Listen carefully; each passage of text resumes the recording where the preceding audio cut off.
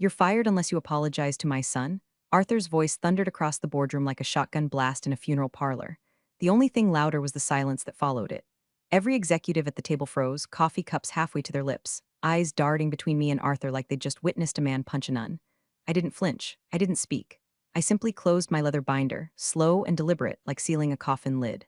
Josh, the son in question, Arthur's pride and underperforming joy, was already red in the face, fiddling with his pen like it might unlock the intelligence he never inherited. He was 29 going on lawsuit. 2 weeks earlier, he bungled a pitch so badly we lost $1 million client. I said so plainly and in front of the board after years of covering for him. That was my crime, honesty. After 15 years of being the firewall between his incompetence and the company's reputation, I told the truth. One sentence. This is what happens when nepotism meets responsibility. And that was enough to snap Arthur's leash. He stood up like he was starring in a courtroom drama, nostrils flaring, veins throbbing in his neck. "You're fired unless you apologize to my son. Not we need to discuss this. Not let's talk after. Just an ultimatum." Like I was some receptionist who lost a dry cleaning receipt, not the woman who co-built this company out of nothing but late nights, broken printers, and pure rage-fueled logistics. Not the woman who had written the framework their entire platform was running on. I looked around the table. The CFO shifted uncomfortably in his seat. The general counsel blinked like a deer in a Tesla's headlights. Half the room thought this was a marital spat. The other half didn't want to get caught in the crossfire. But nobody said a word, so I said it for them. "Okay, not fine, not let's talk later, just okay." I closed my binder. I adjusted my blazer. And I walked out of the room, slow and steady, heels clicking against the marble like a damn metronome. For every woman who kept the receipts, stayed quiet too long, and built something they'd never understand, this one's for you. And if you're listening right now and haven't hit that subscribe button or liked the story, well, it's the easiest way to tell the algorithm you want more women torching the systems built to erase them. And hey, it really does help the team. Thanks. Anyway, Arthur didn't follow me, didn't call my name. He just stood there like a man who thought he won a battle and hadn't noticed the landmine under his feet. That boardroom, it wasn't a battlefield, it was a graveyard. He just buried the company next to his dignity. By the time I got to the elevator, I had already texted my lawyer. By the time the elevator hit the lobby, the resignation letter was drafted, backdated, bulletproof, and armed with every clause I'd spent years quietly embedding into our operating agreements. See, Arthur had the name.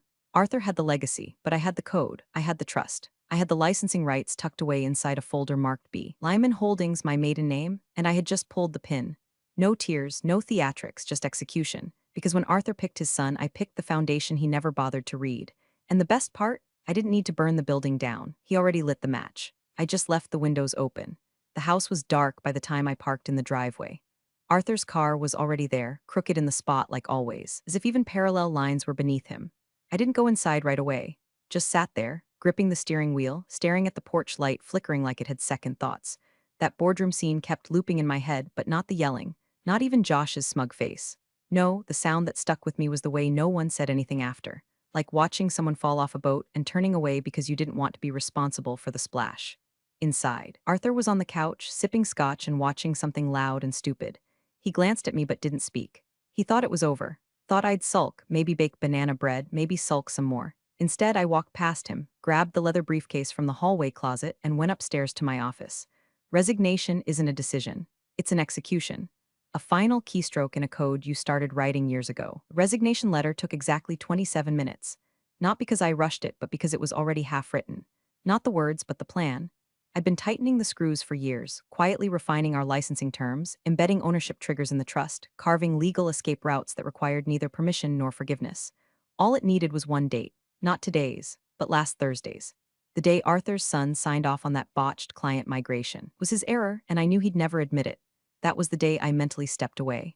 And now, legally, so would everything else I owned. The clause wasn't public. It wasn't buried either. Just quiet. A dusty paragraph in a license agreement that tied operational rights to active engagement by the Origin Trust representative. If that rep resigned, without a renewal signed, it terminated all usage rights within 48 hours. I was that rep. And I hadn't signed a renewal in 5 years. The email to my lawyer went out at 12:03 a.m. Attached, my signed resignation, timestamped, notarized, and backdated to Thursday.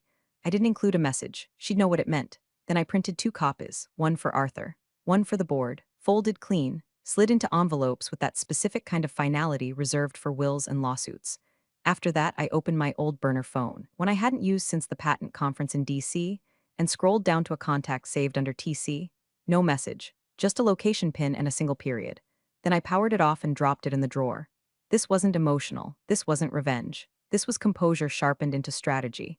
And somewhere deep in my chest, where the betrayal used to boil, I felt something new settle in: silence, not numbness. Just the kind of peace that comes when there's nothing left to say.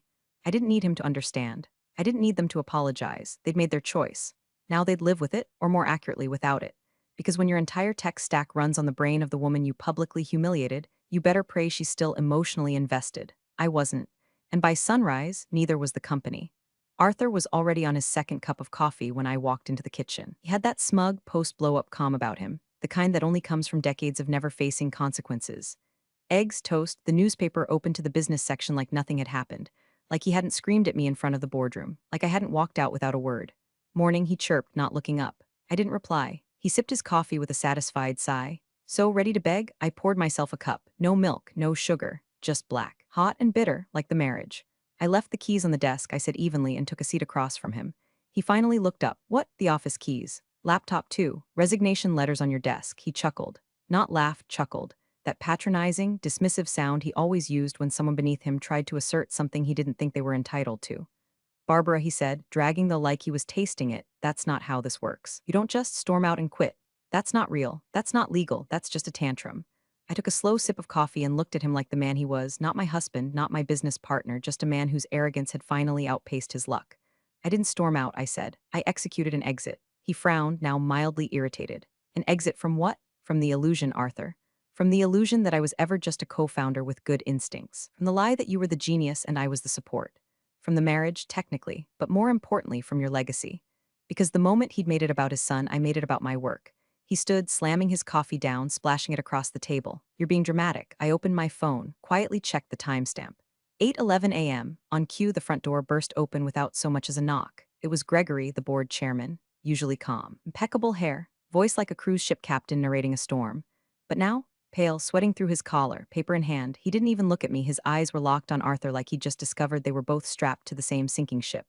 Arthur, he barked, tell me this is a joke. Arthur blinked. What? Gregory waved the resignation letter. Is this real? Yes, it's real, Arthur scoffed, clearly trying to regain control of a conversation he didn't understand. Barbara's being emotional. She'll come around. Gregory stepped in closer, hand shaking. You don't understand. This letter activated Clause 12 of the licensing agreement. We've already lost back-end access. The dev environment is offline. Every system endpoint tied to her trust just returned a 403 denial. Arthur turned to me slowly, like he was finally seeing me not as a wife, but as a threat. What the hell did you do? I took another sip. You signed the papers, Arthur. You demanded the apology. You got the outcome. He looked like a man watching a building collapse that he thought was earthquake-proof. Gregory was pacing now. The core tech, the IP, we don't own it, Arthur. It's licensed through Barbara's trust, and she just severed that license. No, no, Arthur stammered. That can't be. We merged everything when we incorporated. No, I cut in calmly. We licensed it. I kept it separate. You insisted I folded in under the trust for tax purposes, remember? He looked like he didn't remember a damn thing, but the signature on the licensing contract said otherwise. His, next to mine, with our lawyer's initials confirming it was valid. Gregory held out his phone. Legal's already on the line. They say we have less than 48 hours before client contracts start triggering penalties, and our largest account already called. Their data interface locked out overnight. They're threatening to walk. Arthur stumbled back into his chair like the weight of his own ignorance had finally landed. I just finished my coffee and rinsed the cup in the sink. He thought he held the power because he built a last name into the letterhead. But the code was mine. And now, so was the silence. By noon, the foundation started to crack. And by 3 p.m., it wasn't cracks, it was landslides. The first major client to notice was Lexington Healthcare. Their integration portal went dark just after lunch. Their CTO tried rebooting their API key, got a denial message, unauthorized licensor. 2 calls to Arthur, one ignored, one answered with a vague promise to escalate to tech, except there was no tech to escalate to. The system didn't need rebooting, it needed permission, and I had revoked it. Arthur's son Josh, oh bless him, decided to handle it himself. Posted on the internal Slack channel, minor licensing hiccup. AITA to resolution, 2 hours. He really thought he could PR his way through an IP blackout. By 4 p.m., our entire backend was inaccessible to every enterprise-level client. Internal systems reverted to sandbox mode. Dashboards froze mid-refresh. Customer support started getting slammed with urgent tickets marked contract violation service interruption. And somewhere inside that tornado of panic, someone must have finally opened the license agreement and actually read Clause 12. Upon resignation of the original licensor, in absence of a renewed licensing instrument, all rights, access, and use privileges revert to trust administrator and shall cease without prior notice. That administrator, me. The legal team began parsing every document I'd ever authored. Dozens of emails, contracts, meeting minutes. We're looking for loopholes, language errors, anything to say this doesn't count. But I wrote those clauses the way you bolt down a safe. I didn't need to hide it. I just needed to make it boring enough that no one noticed. Off-site, I watched the implosion unfold in silence. I wasn't gloating. I wasn't even celebrating. Truth is, my hands were shaking while I held my tea, because even though this was justice, it still felt like a funeral. I'd built that company with love once, with grit, with 10,000 unpaid hours and a vision duct taped together with coffee-fueled madness. I watched our first prototype crash in a hotel lobby. I remember the night we signed our first client on the hood of Arthur's car. There had been laughter, hope, dreams stacked taller than the server racks we couldn't afford. But then the rot crept in, one unchecked ego at a time, and the saddest part, it didn't have to end like this. They chose him. They chose Arthur's legacy over my labor. They looked at my contributions and saw convenience, disposable competence, background music to Arthur's solo act. Well, the music had stopped. I watched the Slack logs in real time. Someone posted, "Can someone get Barbara on the line?" That got flagged and deleted, then reposted in a private dev channel, then again in legal. They were panicking, scrambling to reverse engineer access. But the lockout wasn't just technical, it was contractual. And I wasn't coming back. Around 5 p.m., my phone buzzed, unknown number. I let it ring. It buzzed again, voicemail. Then a text, "Still have your whiteboard sketches from the old days. You were always 5 steps ahead. If you're building again, I'm in." JT James Thompson, our original COO.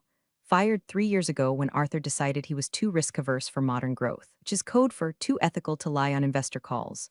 5 minutes later, another text, "I don't blame you. We saw it happening and didn't stop it. If there's a second chapter, I want in." Mina, senior developer, the one who restructured our cloud platform from scratch, the one Josh once called overly sensitive because she objected to his jokes about women in tech. I stared at the screen for a long time. Rage simmered, not at them, at myself, for staying so long, for hoping it could be fixed, for letting them convince me that being necessary was the same as being valued. But that feeling, being wanted again by the right people for the right reasons, it didn't feel like revenge. It felt like return. And for the first time in years, I let myself smile. Not wide, not smug. Just enough to remind myself I didn't destroy the company. I just took myself out of it. And everything I'd built followed. Before the boardrooms, before the binders, before the marriage, there was a studio apartment with beige carpet that smelled like microwaved leftovers and ambition. I was 26, living off ramen and resentment, juggling a job fixing backend spaghetti code for a failing CRM company by day and building something real at night. No marketing plan, no business model, just code, pure and unfiltered. Logic engine designed to adapt to shifting data environments without breaking the user interface. It wasn't sexy, but it was damn near bulletproof. I named it Marlin, not after the fish, after my father, the only man who ever taught me how to fix something before it broke. Arthur came in later, when the code was already breathing on its own. We met at a tech mixer. He had a last name people recognized, a clean suit, and enough confidence to fill the room twice over. He didn't understand a line of code, but he understood what it could sell for, said he'd take care of the business side if I kept building. I didn't fall for him. I fell for the idea of scaling what I built. Before the incorporation, I did one thing Arthur never knew how to undo. I created a trust. B.R. Lyman Holdings, set up under my maiden name. Quiet, registered out of Delaware, masked under legal layers so clean even the IRS would yawn reading it. And then I called the only person from law school I still trusted, Evelyn Ramirez. She'd gone corporate, now GC at a Fortune 500, but still answered when I called. "Help me write this," I told her. "Not for protection, for permanence." Together, we drafted the licensing agreement. The company, our future company, would license the software, not own it. That license would be conditional, auto-renewing only if I remained active in the business or signed an annual renewal. Arthur signed the papers with a grin. "You're the brains," he said. "I'm just here to sell it." He never read the clause. He never asked what trust-controlled IP really meant, and I never reminded him. Because even then, I knew the game, knew how men like him operated when the market turned or the spotlight dimmed, knew how easy it would be to become the wife, the helper, the emotional support coder. So I built the contract like I built the platform, not for elegance but endurance. I wasn't building a marriage, I was building a firewall, and now that firewall had done its job. At 8:43 a.m., my lawyer's assistant sent me an automated confirmation. The new holding company, Lyman Insight Group, LLC, was officially recognized as the sole active licensor of the Marlin platform. Same code, same DNA, new skin. I clicked the link and scrolled through the confirmation details. EIN, trust signatories, digital license handoff. It was done. There was no going back. The software didn't belong to the company anymore. It never did. It belonged to the woman who wrote it, who buried it beneath 3 layers of legal ice, and who just unearthed it when they pushed her out of her own home. Arthur still didn't get it. He still thought I had left in a storm of emotion, that I'd gotten hurt, that I'd wake up one day with guilt and nostalgia and ask for a seat at the table again. But I never wanted the table. I wanted the floor beneath it. And now it was mine. Every line of code, every clause, every client contract that depended on the thing he never understood but took credit for. I held it all, and the best part? The expiration notice they all received didn't even come from me. It came from Lyman Insight Group with a legal watermark and a cheerful subject line. License access terminated, thank you for your partnership. Their panic wasn't my revenge. It was just the natural consequence of not reading the fine print, which, incidentally, was written in my voice. Arthur's first mistake was assuming the board would back him like always. His second was thinking I hadn't planned for every contingency before I walked out. The morning after the resignation letter detonated across the C-suite, Arthur made his grand gesture. He barged into legal, 2 buttons undone, tie askew, pure panic barely camouflaged as bravado, and demanded my resignation be rescinded due to emotional duress. His words, not mine.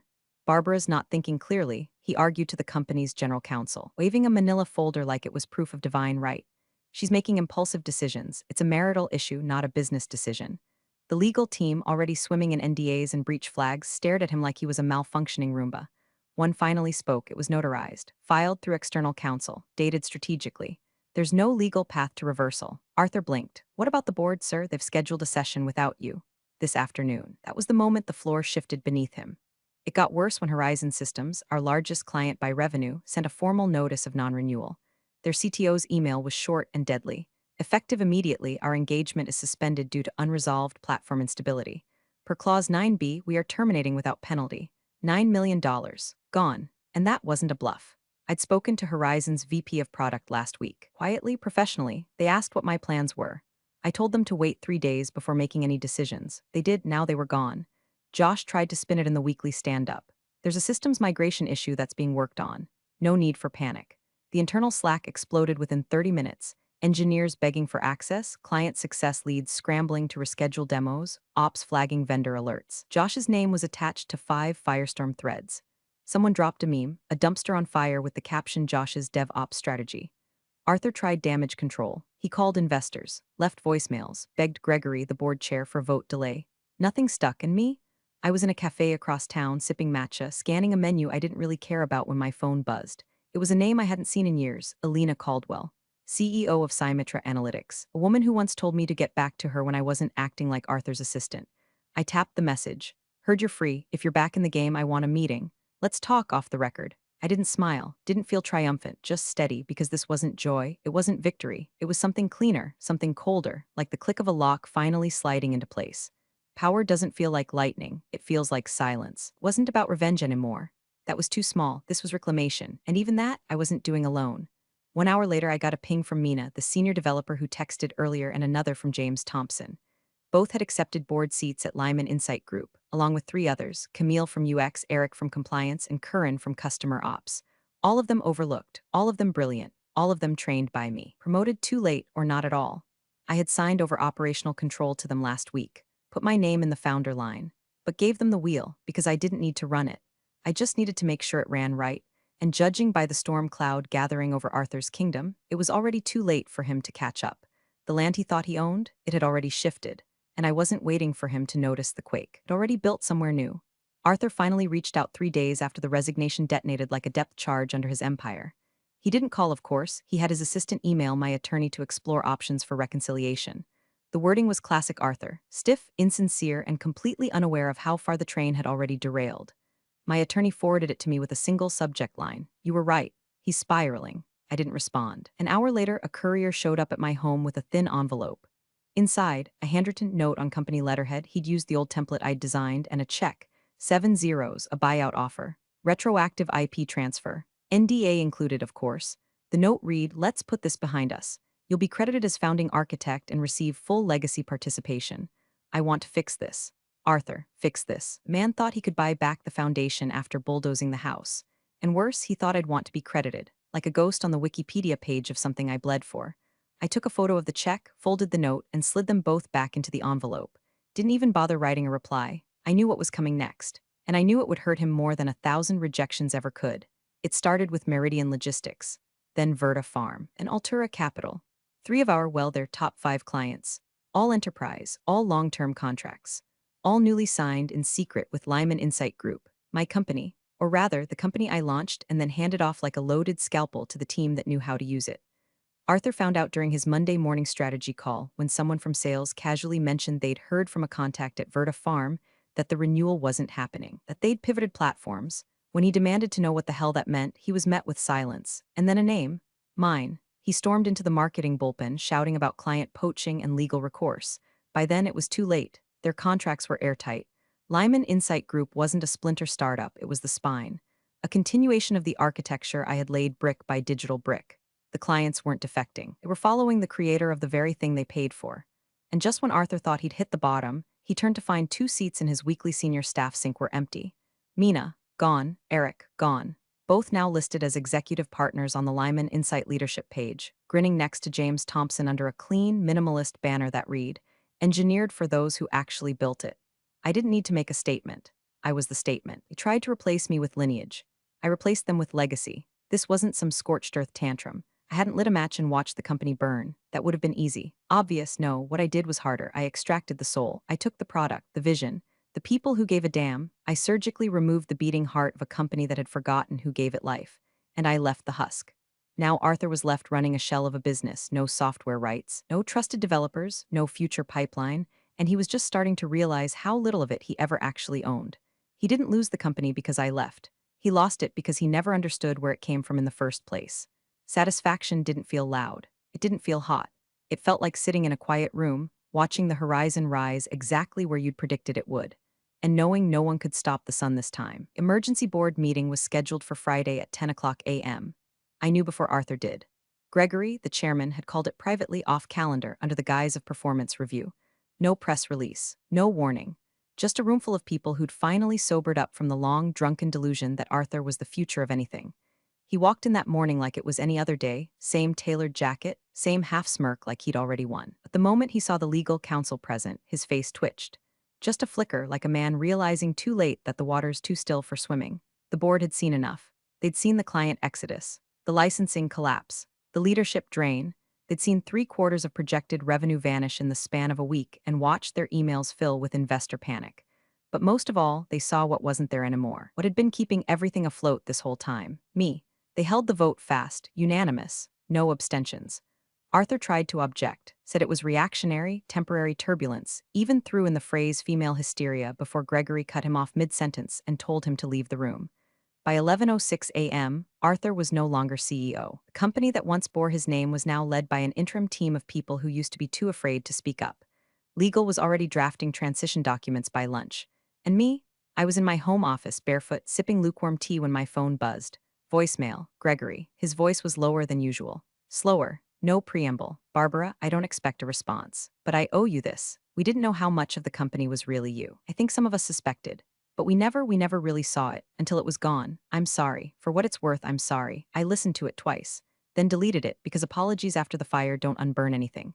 By that afternoon, Lyman Insight Group quietly launched its own platform. No fanfare, no media blitz. Just a subtle LinkedIn post with a video showing the dashboard interface, sleeker, cleaner, more intuitive. The same bones as the original platform, just without the weight of ego dragging it down. Early adopters flooded in. Clients who'd been waiting in the wings. Former partners who'd hesitated before but were now first in line. It wasn't hype. It was gravity. The kind of momentum you earn by doing the damn work while someone else steals the microphone. Mina handled the press kit. Eric polished the UX demo. James reached out to mid-tier clients we used to ignore. The machine was running, and I didn't even have to touch the gears. I had built something, yes. But more than that, I'd built builders. Arthur, meanwhile, was left with a nameplate and a memory. The company still existed on paper, but without the code, without the clients, without the culture, it was a shell. A mausoleum of bad decisions, decorated with portraits of nepotism and hubris. There were no parades, no champagne. I didn't post a victory selfie or tweet some cryptic quote about karma, because I wasn't building this to be seen. I was building it because it should have been built this way from the start. This wasn't vindication for me. It was restoration for the thing I created. I didn't need them to say I was right. I just needed to make it undeniable. They gave Arthur the closing keynote. Some legacy award nonsense. Visionary Founders Panel, or some equally bloated title no one questioned because half the attendees assumed the old guard still ran things. The event hall was polished and sterile, the kind of tech conference where the coffee's bitter, the lanyards cost more than someone's rent, and every panelist talks like they invented the concept of cloud storage. I wasn't on the guest list. I didn't need to be. I walked in 50 minutes before the final talk, flashed a badge that hadn't been deactivated yet, and made my way to the back of the room. No entourage, no fanfare, just me and a bottle of water. Arthur took the stage with the same swagger he used to walk into our morning stand-ups.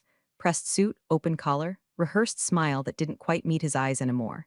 The screen behind him pulsed with the company logo, still the same stale branding I designed 10 years ago and they never updated. "Thank you for having me," he said. "It's been a turbulent year, but we've remained committed to innovation.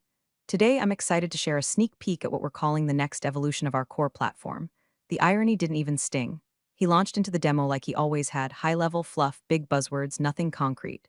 Then he turned toward the massive projection screen and said, "Let's bring up the system." He clicked the remote. Nothing. Click, click. Then the screen flickered, once, twice. And then the words appeared in bold white text on a black background, license revoked. Owner B.R. Lyman Group, access terminated. The room gasped. It wasn't a tech failure, it was a statement. Arthur froze mid-sentence, mouth slightly open, pointer still in hand like a magician caught halfway through a trick with no rabbit and no hat. Whispers rippled through the crowd. Phones came up. Someone in the front row quietly closed their laptop and walked out. No applause, no questions, just the sound of realization setting in like cold water down the spine. And me? I sipped my water, no smile, no dramatic nod, just calm. The AV team looked panicked. A man with a headset ran toward the side of the stage, mouthing we lost the feed. Arthur still hadn't moved. Like he thought the screen might change its mind if he just stared hard enough. But that was the final move. Not revenge, not retaliation, just reality. I left before they pulled the plug. No need to linger. He'd learn in the minutes and hours that followed just how thoroughly we'd severed every root he thought was still growing. The product he tried to show wasn't just outdated, it was locked. The license had never been renewed. The keys weren't his anymore. They were mine, no ours, my team, my code, my terms, and now my silence. As I stepped out into the crisp air and away from the noise, my voice played only in my head. Not out loud. Just a whisper meant for myself and maybe the few who'd ever doubted. I didn't burn the bridge. A pause. I own the land it was built on. You're the real MVPs of the office jungle. Thanks for watching. Smash that subscribe button, or the coffee pot might just forget your next brew.